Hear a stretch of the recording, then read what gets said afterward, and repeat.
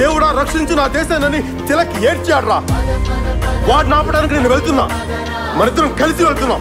ఆయన చేతికి ఎముక లేదు, నాలుగుకు నరం లేదు. అలాంటి గొప్ప హృదయం ఉన్న మహామనిషి జనసేన అధినేత పవన్ కళ్యాణ్. ఆయన నాయకుడు అనాలా, లేక సేవకుడు అనాలా, నాయకుడు అనాలా, లేదా టార్చ్ బేరర్ అనాలా? భారతదేశ హిందువులకు నేను హిందువులని సాటి చెప్పిన ఏకైక రాజకీయ నేత పవన్ కళ్యాణ్. ఆయనను అభినవ కర్ణుడు అనే కంటే అభినవ ఛత్రపతి శివాజీ అనడం కరెక్టేమో. దాన ధర్మాలు చేయాలంటే ముందు గుణగణాలు బాగుండాలి.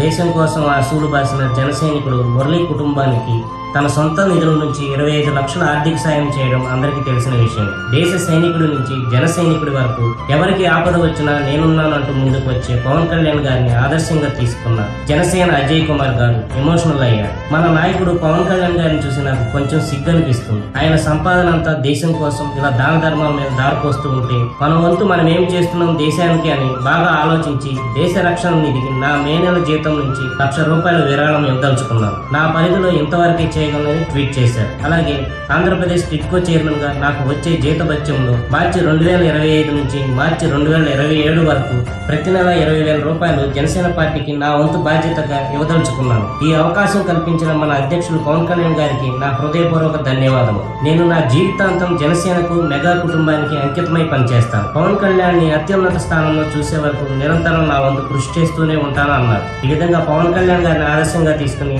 నా సేన కోసం నా వంతు ప్రతి నెల తమకు తోచిన విధంగా ఫండ్ డొనేట్ చేయడానికి జనసేన నాయకులు ఇంకా ఎంతమంది ముందుకు వస్తారో చూద్దాం.